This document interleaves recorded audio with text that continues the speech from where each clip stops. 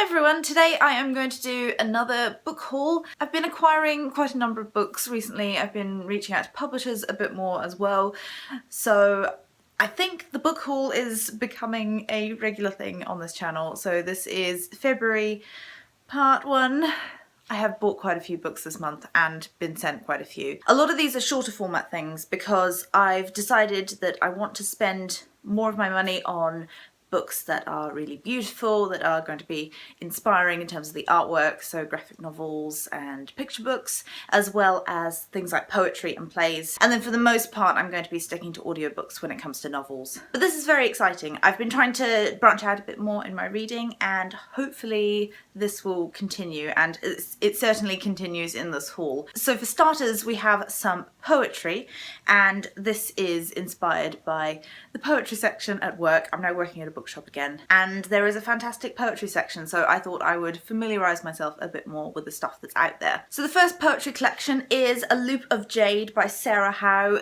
It seems to be the poetry book of the moment. We're selling lots and lots of copies at work, and it's won numerous awards, the most notable being the T.S. Eliot Prize. I have read this, and I will talk about it in my wrap-up a bit more. When I was choosing these poetry collections, I read the first poem and then flipped through and read a couple of other stanzas, and if I liked them enough, then I bought them, which so far seems to have been quite a good policy because I really enjoyed most of the poems in here. The second one is the one that I'm reading at the moment. It's another very popular one. It's Kate Tempest's Hold Your Own. I am thoroughly enjoying this so far. I think I'm enjoying it more than the Sarah Howe. The other one is Milk and Honey by Rupi Kaur, and I love this cover. I didn't just buy it because of the cover though, because I read the first couple of poems and just thought this is something that I want to read. What's quite nice about these is that there are little line drawings in there, which I think that just adds that little extra spark to it. The final poetry collection was one that I had to really hunt down, but the reason that I searched high and low for this was because Christy, whose channel I will link down below, hauled this, and then she read a poem from it, and I thought, I need this. And it is When I Grow Up, I Want to Be Mary Beard. And let's be honest, who doesn't? I think I might read this straight after the Kate Tempest because I imagine there might be the odd classical allusion in here as well, and they might go quite nicely together. The next one is one that I got for free from work. It was an extra copy, and I was given it. So This Book is Gay by James Dawson, which is a young adult non-fiction all about sexuality. I'm hoping that I will learn something from it. Next up is one that I have also read, and this was a prize. I won the draw on the vintage vlog, and Will was talking about The Noise of Time by Julian Barnes, which I had already read, and I'd listened to the audiobook, but I really wanted a physical copy because I absolutely love this design. And there was a podcast talking about the design.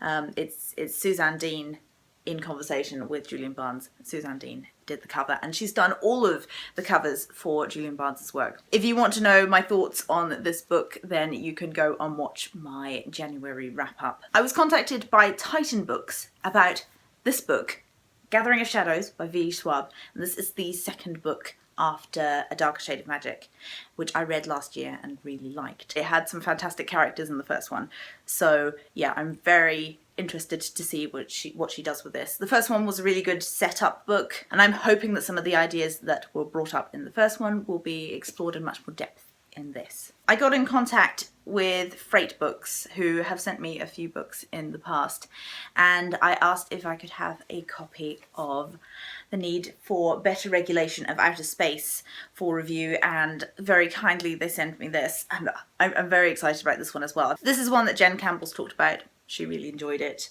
I think that it's a very interesting premise. All of these stories are based around science and academia, I believe, and there's one about Alan Turing, which I'm very interested to read as well. And yeah, given what Jen said about it, I think I'm going to love this. Freight Books also sent me another collection of short stories, which I don't think I'll get to for a little while, but it also sounds very good. It's about being a woman in your 20s, and yeah, it's called Treats by Lara Williams.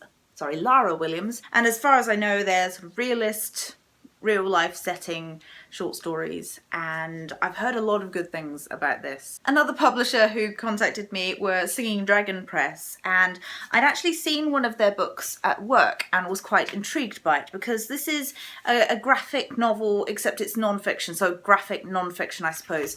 This is called Trauma is Really Strange, and the artwork is rather lovely. Limited colour palette, which I always appreciate. And yeah, it's a non-fiction adults book looking at trauma and the effects of it. I think that the graphic novel sort of comic format can be a really great way of informing people about things. So I'm definitely keen to explore more in this sort of genre. The other one that they sent me was Take It As a Compliment, which I have read and is absolutely incredible.